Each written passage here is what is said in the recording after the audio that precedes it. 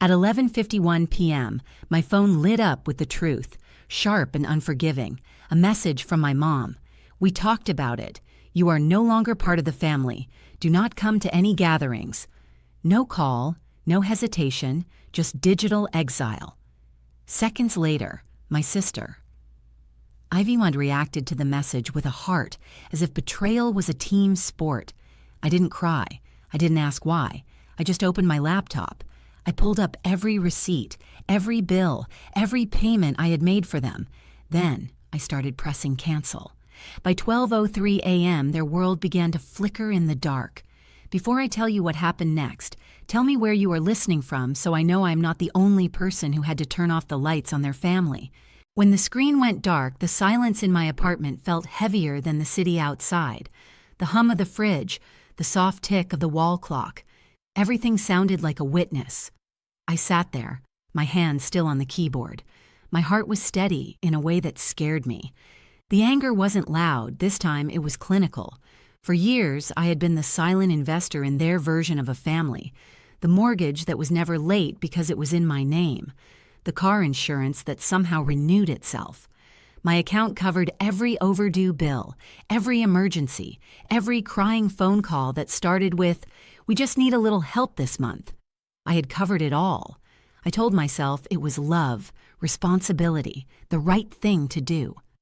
Now I understood that it had been a subscription paid by me. I looked around my apartment. Everything was tidy, labeled and arranged by color. It was my defense mechanism.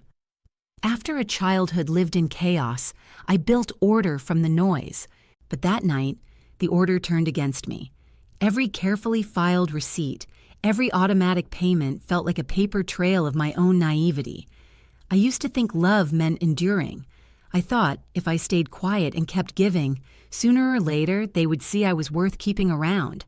My mom had raised me on guilt, as if it were a family recipe served in small portions very often. My sister was the golden child. She was loud, charming, and allergic to consequences. My dad had learned to survive by staying out of the blast radius. I had learned to survive by making sure there was no explosion. I remember the first time I paid their property tax. They were on the verge of foreclosure, their voices breaking over the phone. I was 26. I could barely pay my own rent, but I transferred the money without hesitation. My mom called me her guardian angel. I believed her. Then came the utilities, the car, and the tuition for Dievi's private university. It was 180,000 pesos a year for 3 years in a row. It is funny how angels always end up paying the bill in hell. I rubbed my eyes, trying to feel regret, but there was only clarity. This wasn't a breakdown, it was a balance sheet. I wasn't losing a family, I was gathering evidence. The last time I saw them in person was at a Sunday lunch 6 months ago. Mom corrected my posture in front of everyone. Iviki bragged about her upcoming business trip to a beach resort, which I knew was just a vacation. Dad made a joke about how I was too serious to keep a man. I smiled through my mashed potatoes and swallowed the truth. That table had been a courtroom. I just hadn't realized I was the one being judged. Now, sitting in the quiet glow of my laptop, I opened a new spreadsheet. Date, amount, reason, proof. My fingers moved as if they knew the way, one column at a time. I was recovering years of unpaid respect. Outside, the city lights blinked through my window like Morse code. Somewhere out there, my family slept peacefully, believing I had finally accepted my exile. They had no idea I was just getting started. In the morning, my phone was a museum of missed calls. Dad, Mom, Ivy. Each name shone like a relic of something that used to matter. I didn't answer a single one. The silence between us now had weight. It was proof. The first message that came in wasn't even from my mom. It was from Ivy. "You're exaggerating. Mom didn't mean it like that. We can talk." Talk. As if the word hadn't been poisoned years ago. I read it once, then again. I realized there wasn't a single apology in there, just control wrapped in worry. I deleted it and went back to my spreadsheet. Every line I filled was a memory turned into math. The exact day I covered IVI's tuition, the overdraft fees from when my dad took my card for gas, the month I skipped my own rent to pay their taxes. Every dollar was a story, and every story ended the same way. It ended with me cleaning up their mess. At 9:00 a.m., Mom finally sent an email. No greeting, no apology. We need to talk about what you did. You caused a mess. Call us immediately. Not a word about what she had said the night before. No mention of the exile, just the demand that I resume my role. The fixer, the cushion, the peacemaker. For the first time, I saw it clearly. The family I thought I was saving never wanted to be saved. They wanted a secretary. I wrote back, "I am busy reconciling accounts. You should do the same." Then I pressed send. The phone rang instantly. I let it vibrate until it stopped. By noon, panic began to spread. A message from Dad. "Can you explain what is happening with the utilities? Your mom is going crazy." Another from Ivy. "Why are you doing this? You are ruining everything." Ruining everything. As if my silence was the crime and not their betrayal. I opened my bank app. I scrolled through years of transactions and felt something settle. The guilt they had tattooed into my bones began to fade. It was no longer anger. It was precision. Cold, deliberate, focused. By 3:00 p.m., they had tried everything. Anger, begging, nostalgia. Mom even posted a vague status on Facebook. Some people forget who raised them as soon as they start making money. Pride comes before destruction. It got a few dozen reactions, mostly from relatives who hadn't spoken to me in years. I didn't respond, but I saved a screenshot. That was the moment the scales tipped, not just in the accounts, but inside me. For the first time, I understood that silence could be a strategy. At 6:12 p.m., I called Hazel Lee. She had been my friend since college. Now she was a family lawyer specializing in messy inheritances. "I think I'm ready to stop playing the accountant," I told her. She didn't ask for details. She just replied, "Then start documenting everything. We are going to make it official." That night, I reviewed every email, every payment, and every transfer. I labeled and filed them as evidence. The more I organized, the lighter I felt. By midnight, my inbox looked like a courthouse, and for the first time in my life, I wasn't the one on trial. By the second night, the silence had a rhythm. It was the kind of rhythm that comes before a storm breaks. My laptop glowed in the dark. Every tab was a door to unpaid gratitude. Mortgage, insurance, tuition, taxes. They had built their comfort on my silence, and I was done paying for their peace. At 11 p.m. exactly. Hazel called. "All set?" "Every receipt," I said, "every transfer." "Good. Then you aren't asking them to pay you, Aurora. You are demanding it." She told me exactly what to write. A formal notice. Calm, factual, lethal. Subject, outstanding balances. Account of the family. Body. This email serves as formal notification of pending reimbursements. You have 30 days to initiate a payment plan before legal action is taken. No anger, no threats, just truth in business language. When I pressed send, the silence that followed wasn't empty. It was alive. 12 minutes later, the first reply arrived. "Dad, let's be reasonable. Mom, how could you do this to us?" "Evie, are you crazy? You are destroying the family." I looked at their words. I felt steady and detached. Every message sounded the same. They weren't shocked by what they had done. They were shocked that I had stopped playing along. At 12:03 a.m., my phone lit up like a crime scene.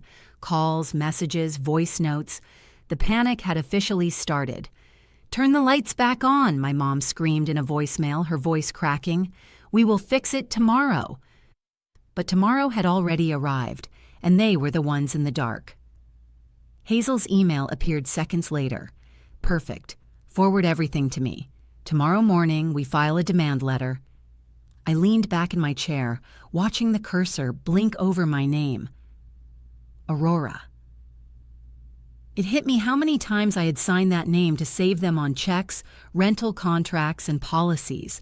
Every signature had been a promise. That night, it became evidence. At 1 a.m., another message arrived from Ivia. Do you think this makes you strong? You have no heart. No heart. Before, that word hurt. Now it felt precise and necessary. My compassion had been a luxury they overdrafted for years. I poured water into a glass, my hand steady for the first time in months. This wasn't revenge, it was accounting. Before logging off, I opened one last tab. The house deeds. Their house, which they bragged about finally owning, was still in my name. I had never transferred it out of caution, out of instinct. Now that instinct was power. By sunrise. Hazel had sent the first draft of the legal demand for me to review. She closed it with a line that made me smile. They said you were no longer part of the family. Let's make it official. Outside, the streetlights turned off as dawn broke. Inside, my laptop glowed with a different kind of sunrise. It was made of facts, numbers, and a silent revenge. For the first time in my life, I didn't feel small or forgotten. I felt precise. The morning the letters went out, the world looked normal. Coffee shops were opening, traffic was moving, and the sun climbed through the blinds. But inside my apartment, it felt like waiting for a verdict. Hazel had sent the package of demands to everyone by certified mail and email, with every receipt, every dollar, and every signature attached. At 9:12 a.m., my phone vibrated. It was Dad, who never called first. "Daughter," he started, with that rehearsed softness coating every syllable. "This is getting out of hand.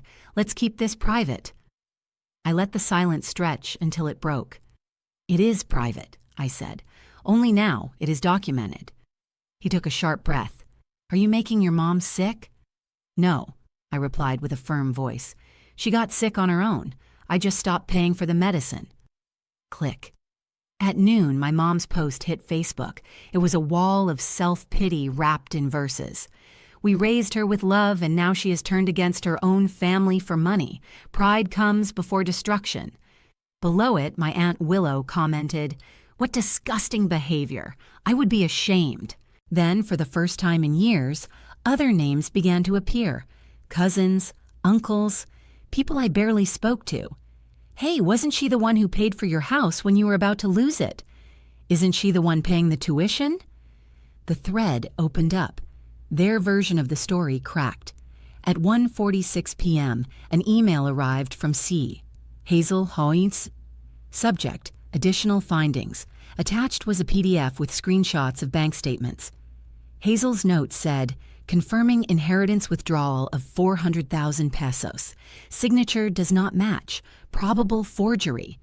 I read it 3 times. The remodeling, the new kitchen, the timeline fit perfectly.